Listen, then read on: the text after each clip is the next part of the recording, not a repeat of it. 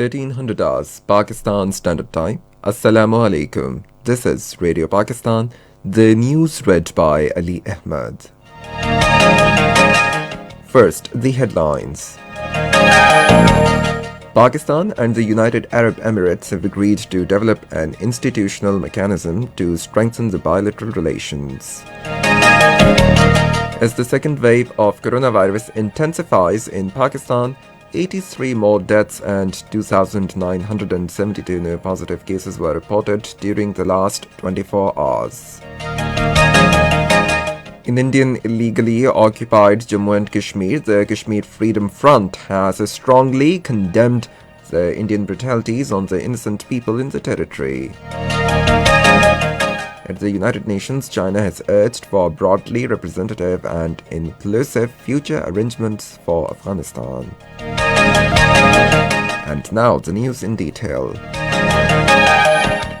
Pakistan and the United Arab Emirates have agreed to develop an institutional mechanism to strengthen the bilateral relations. The agreement reached at a meeting between the Foreign Minister Shah Mahmood Qureshi and his UAE counterpart Mohammed bin Zayed Al Nahyan in Abu Dhabi. The two sides exchanged views on bilateral relations and the promotion of cooperation in various fields. Shah Mahmood Qureshi said UAE has always supported Pakistan in the hour of the trial, and over 1.6 million Pakistani diaspora has been contributing to the UAE's development for the last many decades.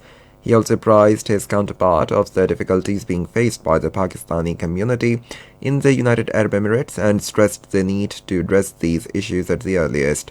The foreign minister also apprised his counterpart about the deteriorating security situation in the Indian illegally occupied Jammu and Kashmir. Foreign Minister Shah Mahmood Qureshi says resolution of the issues being faced by the Pakistani citizens around the world and their welfare is amongst the priorities of the incumbent government. He expressed these views during a visit to the Consulate General of Pakistan in Dubai today.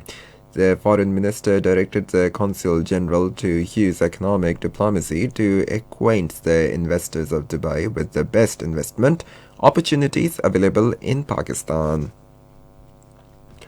In Canada, Pakistan has become the third highest recipient of study permit approval among South Asian countries after Pakistan's inclusion in the Student Direct Stream.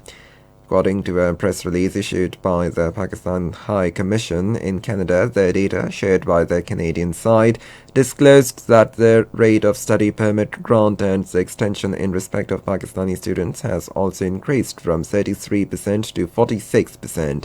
It said following some media reports about purported high rate of refusal of visas to Pakistani students desirous of studying in Canada, the High Commission has been raising the matter with the Canadian government. As the second wave of coronavirus intensifies in Pakistan, 83 more deaths and 2,972 new positive cases were reported during the last 24 hours. The death toll due to the virus infection has now reached to 9,164. There are now 42,478 active cases in the country, and 399,852 patients stand recovered from the pandemic. In Indian illegally occupied Jammu and Kashmir, the Kashmir Freedom Front has strongly condemned the Indian brutalities of the innocent people of the territory. The Kashmir Freedom Front General Secretary Mohammad Akbar Dar, in a statement in Srinagar, deplored that the India has been using its military might against the innocent Kashmiris for the last 7 decades. He said India has given a free hand to its troops to kill, arrest and harass innocent Kashmiris, especially the youth, which is the worst example of state terrorism and highly condemnable. China has urged for broadly representative and inclusive future arrangements for Afghanistan. Speaking at the United Nations Security Council meeting, the Chinese ambassador Gang Shuang said the international community should fully respect the will of the Afghan people and ensure the Afghan-led and Afghan-owned negotiation process. He said no external forces should be allowed to impose their will or seek gains.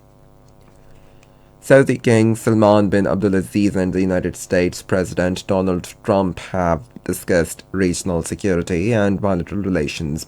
According to Saudi official news agency, in a telephonic conversation, they also reviewed the strategic relations between the two countries and ways to enhance them.